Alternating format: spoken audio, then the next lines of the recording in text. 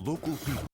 Important issues. CBS 10 WILM's weekly focus on the Lower Cape Fear region. This is Byline Wilmington with your host, Don Ansell. Okay, welcome and good morning.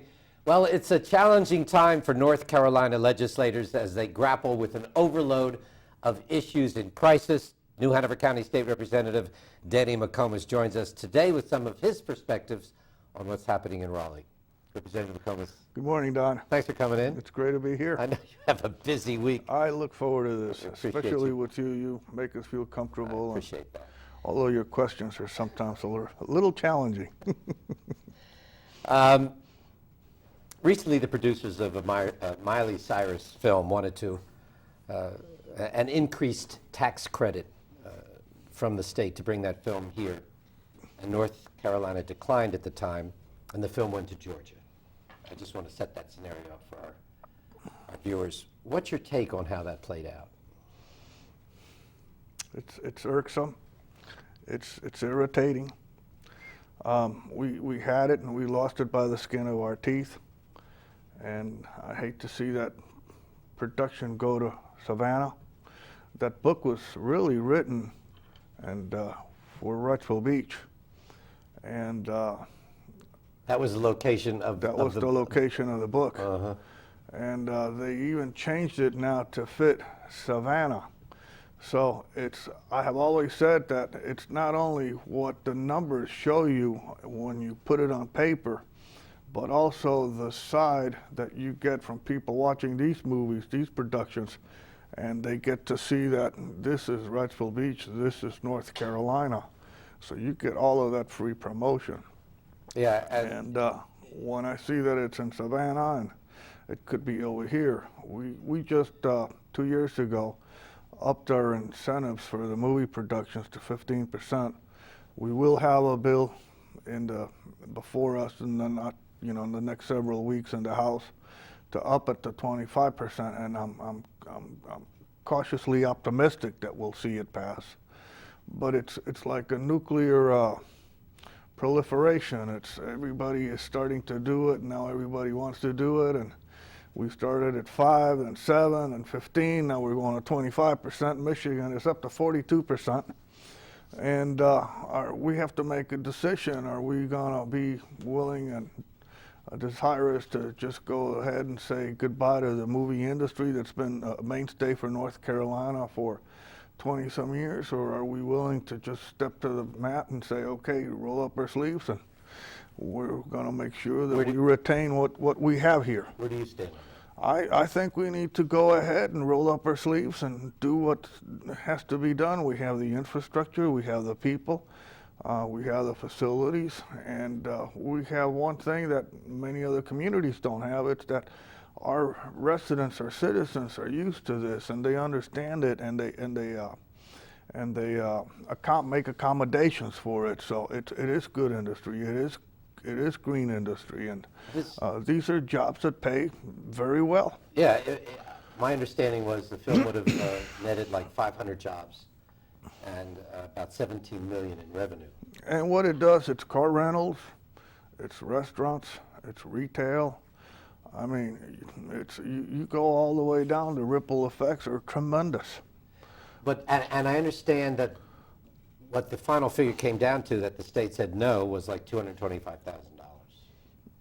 It was negligible. Yeah. We could have done it, but again, I said we lost it by the skin of our teeth. And I mean, the governor was ready to make an announcement that it was coming here. I was in Raleigh at the time. I remember it like yesterday.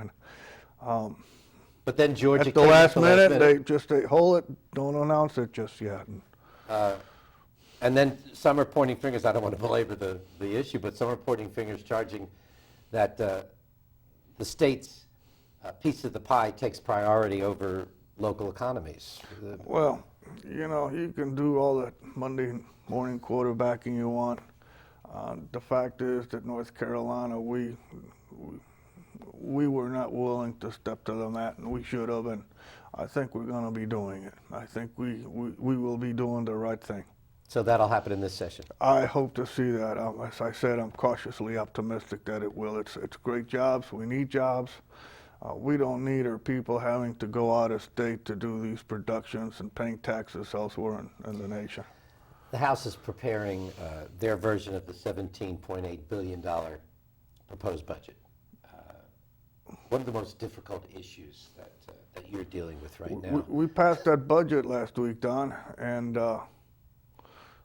there's a lot of, you mentioned finger pointing. I wouldn't say finger pointing, but there's a lot of emotions into this, being that this is the numbers, the sheer numbers alone, it's just draconian what we're dealing with. It's big.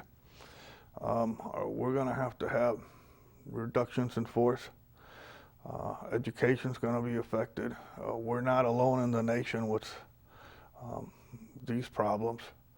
And so the House passed the budget? we did. All right, so $17.6 billion. now it goes to the joint We have conferences, conference committee, the Senate people and the House. and House people to put it together and then send it to the governor for signature? Yes, and I have to tell you, I'm a Republican, and the House is controlled by the Democrats, and the Senate's controlled by the Democrats, but I was one of the few Republicans appointed to the conference committee. Do you think these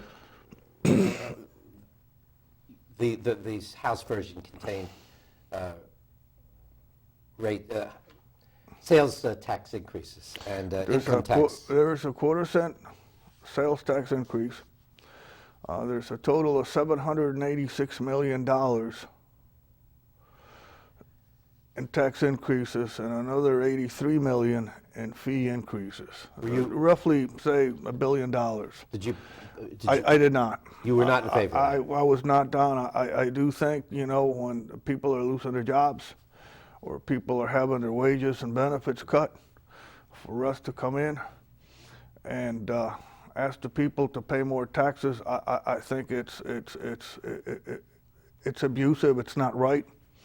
I'll give you an idea. How would you bridge the gap? I'm sorry, I don't want to lose it, Don. But I'll give you an idea. It's in my business. I charge for my services. I'm in the transportation industry, trucking. And my business is down. I'll go to the existing customers and say, well, my business is down. I'm going to go up on my rates. Where will that put me?